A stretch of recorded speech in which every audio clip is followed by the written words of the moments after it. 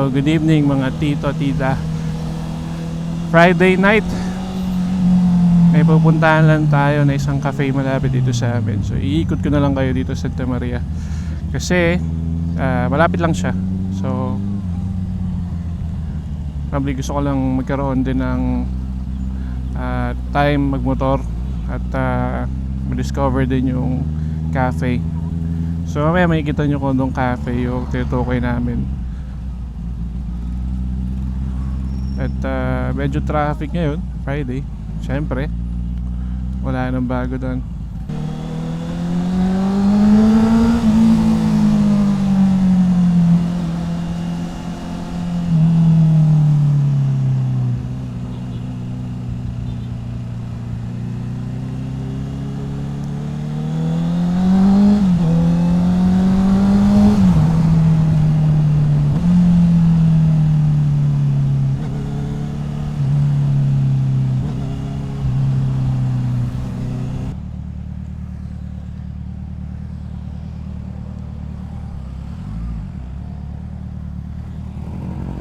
Yun, thank you ka lang by giving a quick nod or tamango ka lang ng konti. Alam na nila yun. So ikot lang tayo dito saglit.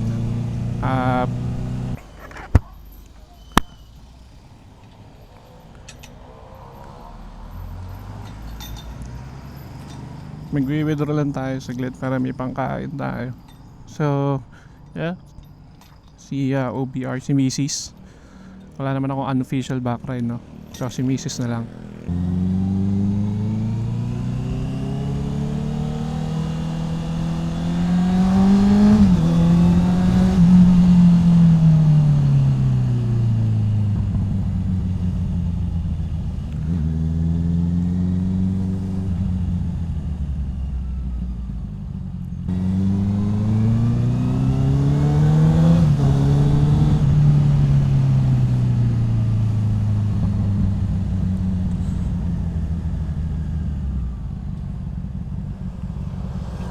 Dahil malapit tayo, hahanap tayo ng ibang daan.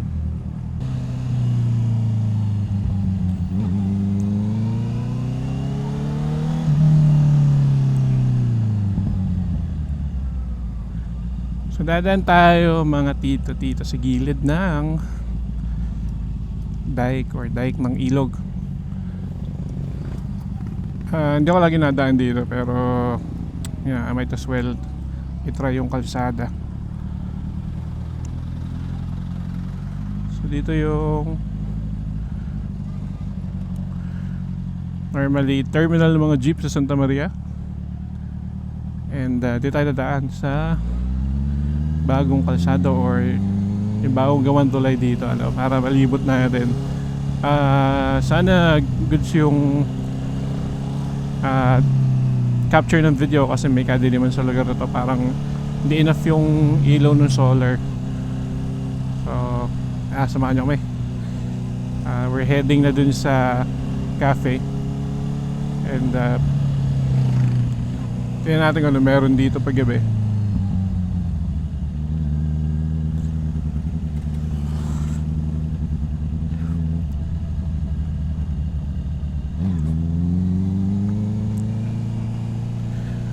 Nga pala mga tito, no, tsaka tito, naranasan nyo ba dati nung bata kayo yung sila-charge yung battery sa bubong o kaya tinatapat nyo sa araw? Nakita ko lang siya sa isang post sa Facebook na naalala ko lang nung kabataan din namin, no? Naniniwala kami na matcha-charge yung battery pagka tinapat mo siya sa araw. Naniniwala kami na it will help yung recharging nung cells pagka tinatapat sa araw na konting init lang. May mga bagay ako na i-scroll sa Facebook na sobrang mag-reminisce ka nung kabataan mo, especially mga laruan na nilalaro dati. So comment below kung may mga naaalala kayong mga laro before na or idea before natin na biglaan nyo lang naalala pag nakakita kayo ng post sa Facebook, ano. Yan, sanga. Nice.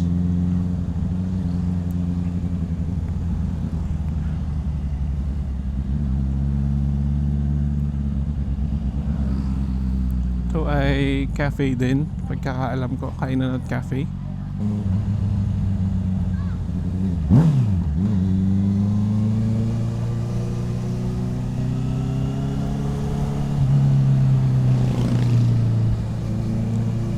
Of course, hindi tayo masyado magmamabilis kasi una, madilim yung kalsada dito. At hindi naman natin gusto yung dumulas tayo kasi hindi natin nakita na may buhangin, may basa, may lumot. So, pa-it safe lang. Oh, yeah, meron dyan.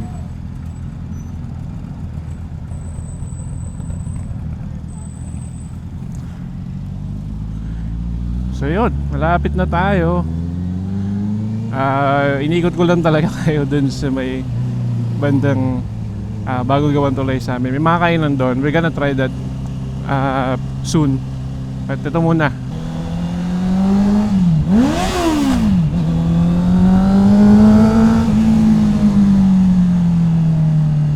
Bali ako ng gearing doon eh.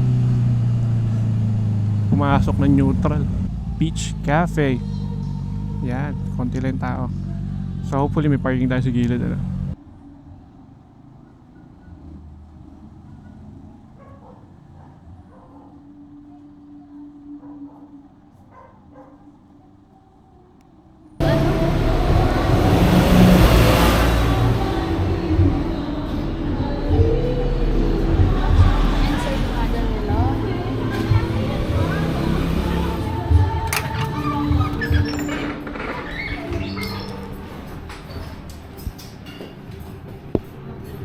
Evening po.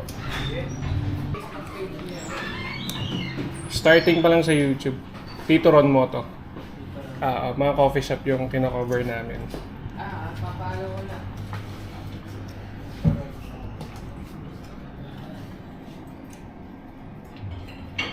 Kailangan ko. So, meron sila mga pastas. Ako naman yun. Yung sandaan lang naman eh. Chips. Yan, 250.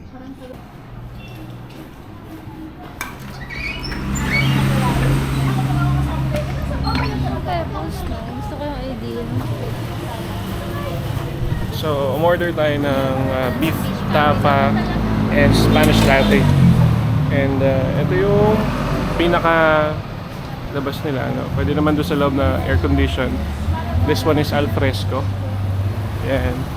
So, kung mapapansin nyo yung flooring nila is made from white pebbles. Yan. So, talagang sa mga nakakamiss ng beach. Ayan.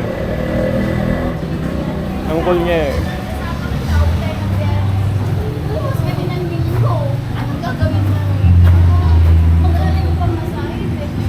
Then this is along Bagbagin, Barangay Bagbagin.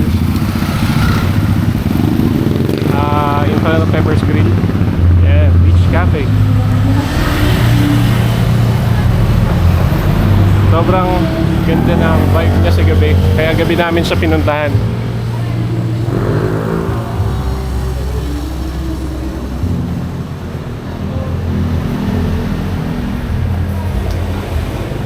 Yan.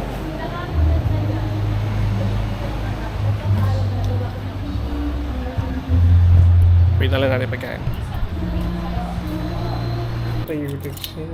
Sangkit naman yung utensils mo ni Gold.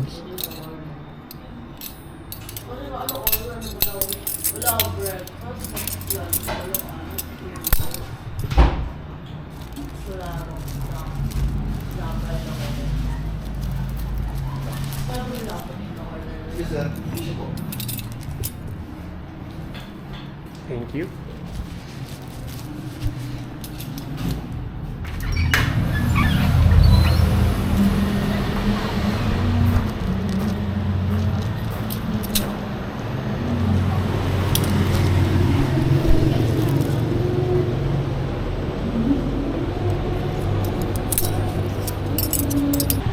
So, dumating na yung mga foods. Ito yung na-order natin.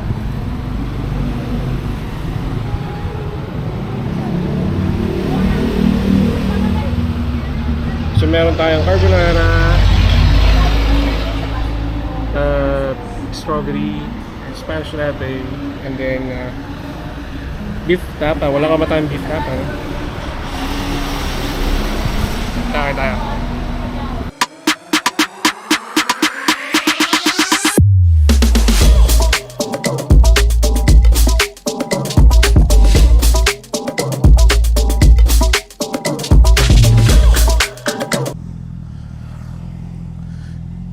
So yep, that's the beach cafe for you guys. Verdict. So surprising, they're in the middle. Hindi masyado mahal yung mga kape nila. No? Sa foods, I think competitive naman with other cafes. Then they have pastas. They have, yun nga, yung rice meal in order namin. I think sobrang okay naman. And yung order kong tapa, sobrang goods niya. Gusto ko yung ganun klaseng timpla ng tapa. Medyo dry lang ng konti, pero I'll take it. And yung kay Mrs. Sa carbonara, masasabi mo sa carbonara? Masarap daw, hindi daw kulang sa parmesan. Well, totoo naman, no? Creamy din siya. And hindi ko na tinikman yung strawberry drinks niya. Kamusta yung strawberry drinks? Ano? Goods ba? Matamis? Or sakto lang?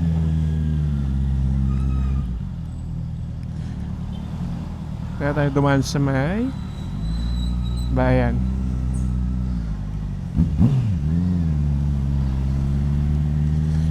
So yung Spanish latte, actually yun yung parang pinaka nagustuhan ko kasi yung milk niya, nalasahan ko na I think siguro Arla din yung gamit nila milk, pero quality yung milk na ginamit nila doon, no? So doon nakita ko yung difference nung, or nalasahan ko yung difference nung coffee nila sa ibang Spanish latte na tikman ko. So good siya actually. And then for the place, if you're gonna ask me kung tatambay kayo, kung gusto niyo ng medyo tahimik, tabing kalsada siya, so hindi ko masasabing tahimik siya all the time, no? Especially mga tricycles, trucks, and some other PUJ like jeeps jeepneys dumadaan dun. So hindi siya ganun katahimik. There will be time na tahimik, or may mga oras na tahimik, pero hindi lagi. At but the actual design ng lugar is very very aesthetic. So aesthetic yung lugar. Yun lang ang masasabi ko. Sa mga nakakamiss ng beach, beach vibes, goods doon actually. So kaya ngayon yung pangalan ng cafe, di ba? At sinadya namin ng gabi pumunta para makita namin siya at night, especially when lights are on. Kasi kung umaga namin siya pupuntahan, then probably natural light lang na sun yung may kita natin. May kita yung design, kabuuan ng mga lightings niya.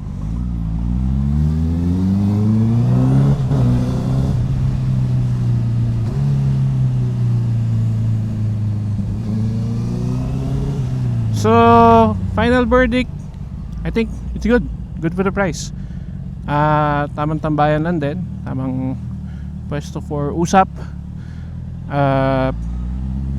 The view, wala naman masyadong view dahil tabing kalsada nga siya. And then wala naman kaming mga overlooking dito sa Santa Maria, Bulacan. Would I recommend? Yes, of course. Kasi you can spend time there. Kasama yung tropa mo, tamang usap lang, no? Kasi masarap naman yung kape nila. And for the sizing, also goods. So that's it, we're heading home. Thank you so much sa pagsama sa amin sa another vlog. At peace out mga tito, mga tita. Good night.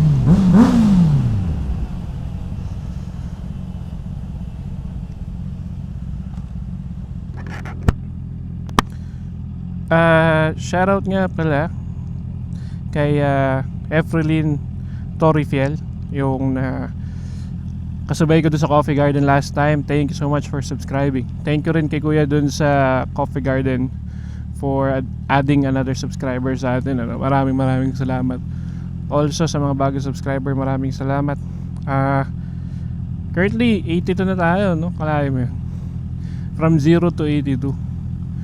At lastly kay Rainier, nagpapa-shoutout siya. Kasama ko dati sa work. Tsaka yung mga ka-team ng asawa ko sa company nila, hindi ko na babanggitin yung company, si BGC. Team Reapers daw, shoutout. At magparami pa kayo ng hahataking subscriber natin. So mag-upload tayo lagi ng video, hopefully every weekends. At i-edit natin na mabilis yan. Thank you so much. Ciao.